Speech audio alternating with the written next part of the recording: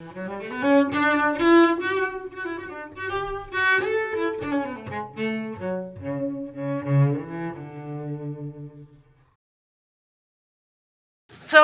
which box do you check? About 10 years ago or more, before I became a US citizen, I was a Mexican citizen. And it was pretty straightforward for me to check Hispanic, and then I would check white, because I'm a white Mexican. And despite most people in Mexico having mestizo roots, there are classification systems. But then when I became a US citizen, all of a sudden, here in the United States, I was considered a person of color. And checking these boxes became a lot more complex for me. As you can tell, there's Black or African American. Well, I wasn't that one. And I've helped people fill out their immigration paperwork. And American Indian or Alaska Native, it's like, well, how could I be Alaska Native? I would be American, so I wouldn't be filling this out. So there wasn't a box that made us feel like we belonged. And things are changing, but they're not there yet. I'm gonna ask today that you suspend your disbelief and take a wicked approach to problem solving in terms of race, racial categories, ethnic categories, and related categories. Why a wicked approach? Well, I learned about wicked questions and wicked problems through my training in liberating structures, which are group facilitation techniques that help unleash creativity. And one of the wicked questions is the structure that I chose for you today, because you can apply it to really complex problems like poverty, immigration, things that involve a paradox, something that is not a clear either or, but that you can actually think through with a both and. And wicked problems are not just simple problems that actually you could put a box around. They're problems that have multiple perspectives, they don't have a single solution, and they also require they have consequences. So once you find the solution can seem like it has very heavy consequences. So they're difficult problems to solve. So in 2030, we will have more options in the United States Census, and people who consider themselves brown, who normally check off the white box by default, will be able to, by merging race and ethnicity, check off a more appropriate box. This affects people from Latinx or Hispanic backgrounds, people from Middle Eastern heritage, or from North African heritage.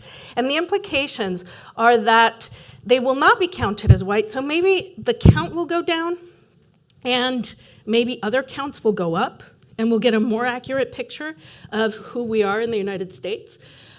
But they're still imperfect. There's still some issues with these, and that's one of the things I'm going to talk about today. So behind me on the screen, you see a picture of my daughter's tablet during the 2020 school year, during the pandemic. And on the tablet are some bugs that the teacher put on the table for the students. And she said, I'd like for you to sort these. If you had to group them, how would you group them? And right out the gate, one little kid said, put the orange ones together. So what the piles that you see here have the orange ones there. But they could have chosen to put the ones that have legs together. Or they could have chosen the ones that look like caterpillars, like the yellow ones. They made a decision that was informed by what they know, but that's how we make a lot of decisions. So we learn this from a very young age, and it's also pretty intuitive, because categorization helps keep us safe as well. Here in this case, the bug exercise is tied to a Texas standard, one of 4 in kindergarten, that requires sorting and classification. This one requires sorting animals or plants based on similarities of shape, color, etc. It's also, though, tied to the goal of making sure students get to understand that organisms, for the most part, resemble their parents, and that they do things to keep themselves safe and to survive as a species. So this categorization thing is almost like a survival skill. Behind me now is a structure that if you do an internet search for the word social structure together, you will find tons of them. This one is for the Edo Society of Japan between the 1600s and the 1800s, but you will find something similar to this for Mesoamerican societies, African societies, Indian societies, you name it. We love to categorize. And sometimes, most of the time, the emperor is always at the top, and the emperor is always alone, right? But in some structures, you might find merchants at the bottom, like in this one. In others, you might find peasants at the bottom. So these are not absolutes. The COVID dashboard, the El Paso Strong COVID dashboard, contains multiple categorizations. You have geographic categorizations for where the virus is concentrated. You have the level of risk, low, medium, high. You have comorbidities that exist for the population, such as high blood pressure. This type of instrument helps us make better health decisions, but it still misses a lot of the context. So we need it, but we also need to look, no pun intended or pun intended, outside the box. And here's why. Another health example is sickle cell anemia. So 8% of African Americans carry a genetic trait for sickle cell anemia. But we have to screen all of them, including the other 92%, because we don't have a more efficient system. And the reason we need a more efficient system is that sickle cell anemia is inherited by people who have African descent. But it's not all of Africa. There are 54 countries in Africa, and there are 3,000 ethnic groups. So sickle cell anemia can be traced to specific villages in Africa and specific areas. It's not just because you're African, it's only if your ancestors come from a specific village. Now, we're not going to find the ancestry of all African Americans, and if we get too deep into these things, we fall into eugenics, which we don't want. But another problem with this is that people who don't present as African American might get missed, and people who don't know that they have African heritage might get missed. So these things are imperfect, and they're complex, right? So why do we box ourselves? We box ourselves because we need to continue to honor the categories that we've created, that have created so many problems, and that have created so many solutions over history. But we also have other options. And I learned of this 20 years ago when I was working in Connecticut. I was invited to a lunch with feminist theologians. I Forrest Gumped my way there. I don't know how I got there, okay? But they were talking about advocacy and the future, and I happened to sit next to a woman from Boston, a black woman from Boston. Everybody else, for the most part, was white. There was a cluster of people of color, and I was sitting right there next to them.